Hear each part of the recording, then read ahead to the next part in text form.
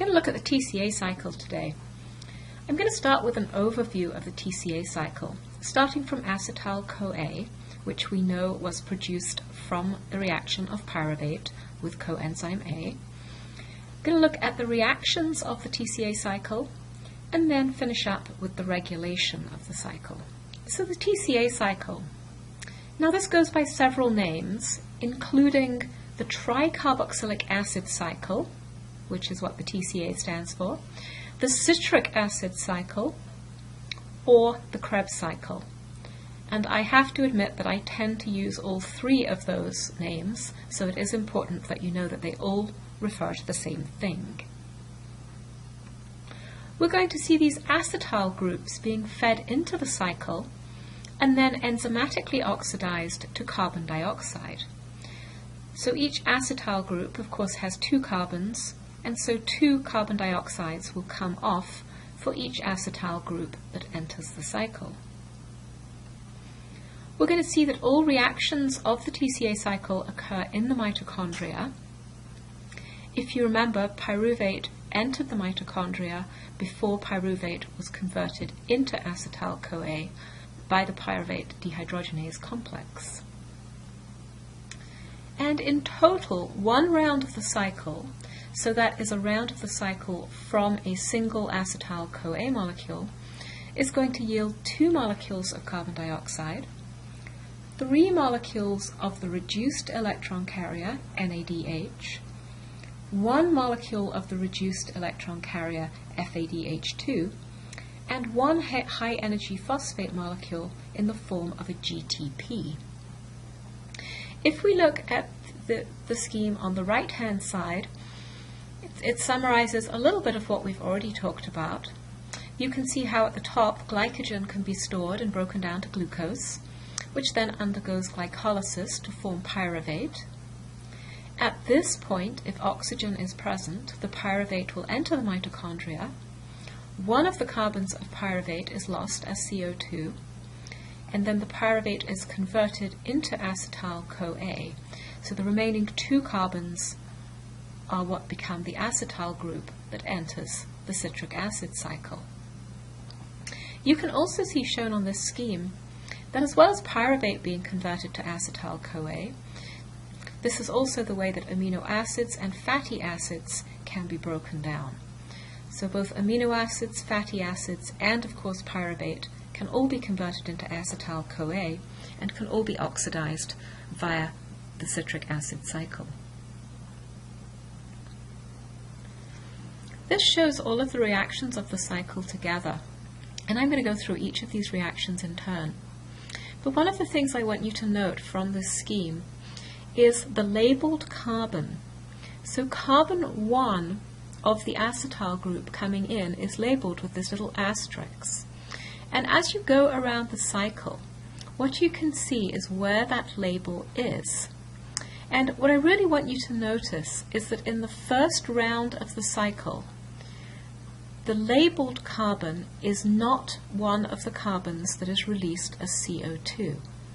So in fact, as the cycle goes round for the first time with an acetyl-CoA, in fact, those carbons become incorporated into the oxaloacetate, which will then react with a further acetyl-CoA. So it actually takes 1.5 cycles before one of these incoming carbons is actually lost as carbon dioxide. We're going to track the carbons a little bit as we look at these reactions. You can also see here where the NADH is formed. There are 3 molecules of NADH formed from the cycle, and they're shown. You can see the 3 dehydrogenase steps, the isocitrate dehydrogenase step, the alpha-ketoglutarate dehydrogenase step, and the malate dehydrogenase step. And then you can also see at the succinate dehydrogenase step that is where FADH2 is produced.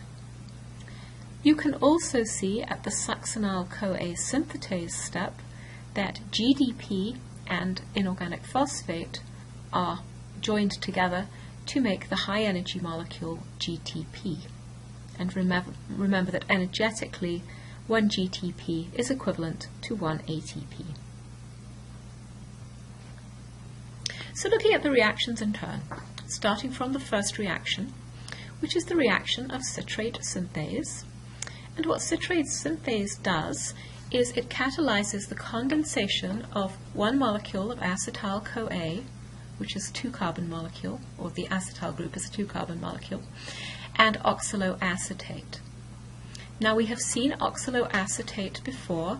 Oxaloacetate was an intermediate in gluconeogenesis when pyruvate is converted into phosphoenolpyruvate.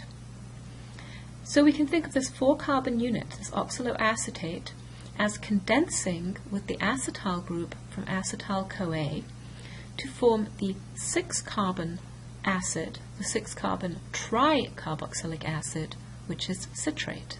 This is a highly exergonic reaction. The hydrolysis of a thioester releases a lot of free energy. So this is highly exergonic. Citrate synthase is an example of a lyase enzyme. There is the addition of a group, in this case the acetyl group, and a double bond is broken. We're going to see that this enzyme is inhibited by high ratios of ATP to ADP and high ratios of NADH to NAD+. So basically, if the energy supply in the cell is high, then this enzyme is going to be inhibited, which makes sense because this pathway is responsible for making more energy. Citrate synthase is an example of a rare enzyme that can form a carbon-carbon bond without using a metal-ion cofactor. Most of the other enzymes that we see forming carbon-carbon bonds will actually utilize metal ions. The second reaction is readily reversible.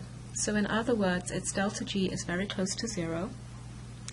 And in this case, it is a dehydration followed by a rehydration with this intermediate aconitate that forms. And on some pathways, you'll actually see aconitate being shown as an intermediate. On other pathways, you'll just see citrate going to isocitrate. And an interesting thing about this enzyme is that this enzyme is clearly capable of distinguishing between symmetrical carbons. And we know this because in isocitrate, we always see the OH being at the one end of the molecule, as opposed to being at both ends of the molecule. The enzyme contains an iron-sulfur cluster, and this is one that is known as 4-iron 4-sulfur. And we usually find these iron-sulfur clusters in redox enzymes. We're going to see a number of them as we look at electron transport. If you look on the right-hand side, I'm showing the iron-sulfur cluster. And what this means is that we have 4 iron atoms and 4 inorganic sulfurs, making this sort of cuboid structure. Now the iron-sulfur cluster is held in place by being linked through additional sulfurs that are from cysteine residues. However, these are not part of the 4-iron 4-sulfur that gives it its name. These are considered organic sulfurs. You can also see on the right-hand side that there is a serine residue that is important in catalysis, and that the oxygen on this serine residue is acting as a nucleophile and is what serves to attack the citrate in the reaction. The third reaction is the first step in which NADH is produced, and so this is the isocitrate dehydrogenase reaction, and this is what we call an oxidative decarboxylation. CO2 is removed, and so we go from 6-carbon isocitrate to 5-carbon alpha-ketoglutarate. And I want you to notice which carbon is removed. This is not one of the carbons that came in as acetyl-CoA on the first round. This is actually one of the carbons that was part of oxaloacetate. This enzyme uses manganese ions, and these stabilize the negatively charged intermediate that is shown here. So it's quite common to use metal ions for stabilization. We have seen that before. The fourth reaction is a second oxidative decarboxylation step, and so another CO2 is removed and an additional NADH is produced. The reaction is similar to that of the pyruvate dehydrogenase, and it produces a high-energy thioester. So as with acetyl-CoA, when you have this carbonyl carbon attached to the sulfur of CoA, this is a high energy bond, and so hydrolysis of this is going to release a lot of free energy. The fifth reaction, the succinyl-CoA synthetase reaction, this is where the hydrolysis of that thioester releases a lot of free energy. The delta G for this reaction is about negative 30 kilojoules per mole, so that is a lot of energy. And there is sufficient energy released in this reaction to enable the substrate level phosphorylation of a GDP plus an inorganic phosphate to make GTP. So remember this phrase, substrate level phosphorylation. What this means is that a high energy phosphate molecule, usually we're talking about ATP, but in this case we're talking about GTP, but a high energy phosphate molecule is generated because the substrate has sufficient energy in order to stick that high energy phosphate onto a nucleotide diphosphate. At this point in the TCA cycle, we have oxidized 2 carbons from oxaloacetate, not the incoming acetyl-CoA, and we've generated 2 NADH molecules and 1 GTP. The succinate dehydrogenase reaction is interesting because this is a little different from the other ones that we have seen so far. So this is the oxidation of succinate to fumarate, and in this case, the reduction of FAD to FADH2. So this is a dehydrogenase, but it does not use NADH, it uses FAD. Now this enzyme is located in the inner mitochondrial membrane. The other enzymes of the TCA cycle are all located in the mitochondrial matrix, but this is actually membrane bound. In fact, what happens is electrons pass directly from the succinate dehydrogenase enzyme into the electron transport chain. So this is like a direct route, if you like, into the electron transport chain. So those electrons from FADH2 can be passed to the soluble electron carrier, which is known as ubiquinone. We have now yielded fumarate. The 7th reaction is a hydration reaction where the double bond in fumarate is broken to form malate. The final reaction, reaction 8, is the formation of oxaloacetate from malate. This uses the enzyme malate dehydrogenase, and in this step, the 3rd molecule of NADH is generated. Note the delta G for this reaction 8 is very high. It's about plus 29 kilojoules per mole, and so we would not expect this reaction to proceed. However, recall that the first reaction in the TCA cycle has a very high negative delta G. And so basically this reaction is pulled along by the exergonic citrate synthase reaction. And we can do this because these are all linked in pathways. So when we put this all together, we get this overview. And so here we can see that for one round of the cycle, 2 carbon dioxides have been released, 3 NADHs have been produced, 1 FADH2 has been produced, and 1 molecule of GTP has been produced. If we look at the overall reaction for the TCA cycle, we can see that listed below. Don't forget when you think about the overall reaction that is bringing in acetyl-CoA, and so you have to think about the fact that coenzyme A is released. The cycle is tightly regulated. The main regulatory step is actually at the pyruvate dehydrogenase step, because this controls the entry of the acetyl units into the TCA cycle. And what we see of pyruvate dehydrogenase is there is extensive product inhibition, and so high levels of ATP, NADH, and acetyl-CoA will all inhibit this step. Pyruvate dehydrogenase is activated by molecules that indicate that there is a low energy balance in the cell, and so those would be AMP, coenzyme A, and NAD+. Long-chain fatty acids also enhance inhibition. So if there are higher levels of long-chain fatty acids, then the TCA cycle is actually slowed down. The pyruvate dehydrogenase is also regulated by phosphorylation, by covalent modification, by phosphorylation of the E1 subunit, and this inactivates the enzyme. So pyruvate dehydrogenase step, although not technically part of the TCA cycle, is actually regulating what goes into the cycle. The TCA cycle itself is regulated at 3 steps: the citrate synthase, the isocitrate dehydrogenase, and the alpha-ketoglutarate dehydrogenase. And these enzymes are regulated by indicators of high energy balance in the cells.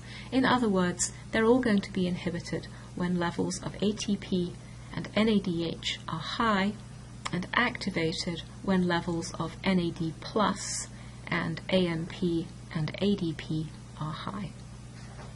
The citric acid cycle serves to provide intermediates for other pathways, as well as serving to supply NADH and FADH2 with high-energy electrons that can be harvested in the electron transport chain. And so we can refer to the citric acid cycle as being both catabolic and anabolic, and so in which case we call it amphibolic. If you look at the scheme on the right-hand side, you can see various takeoff and entry points. So from citrate, we can see that we can take off from citrate to produce fatty acids and to produce cholesterol. From alpha-ketoglutarate, this is one of the main traffic systems from amino acids. So alpha-ketoglutarate can be converted into amino acids, and when amino acids are being burnt as fuel, they can be brought into the cycle at the alpha-ketoglutarate level. We also see that porphyrins are taken off at succinyl-CoA. Porphyrins include things like the heme of hemoglobin. So there are a number of places in which metabolites are fed into or pulled out of the cycle.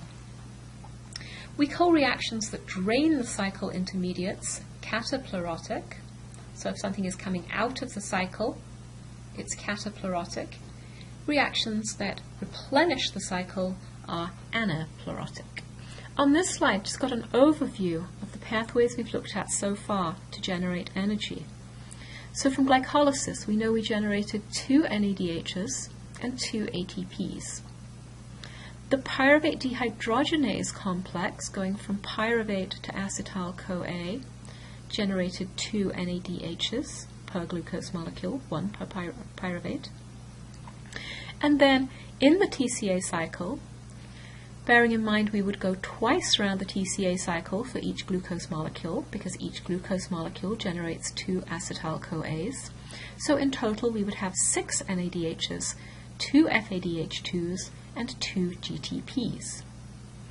So directly we really only have 4 high-energy phosphate molecules. So we can think of the equivalent of 4 ATPs. However, the NADH and the FADH2 are high-energy molecules because they contain high-energy electrons. And these high-energy electrons are going to be harvested during electron transport. So there is a lot of energy still tied up in our NADH and our FADH2. Generally, we're going to see that each NADH can provide 2.5 ATPs worth of energy, and each FADH2 can provide 1.5 ATPs worth. The cytosolic NADHs from glycolysis are a little different because in order to harvest the high energy electrons from those NADH molecules, the NADH has to be taken into the mitochondria, and that actually costs a little bit of energy. So I'll return to that later. Okay, thank you.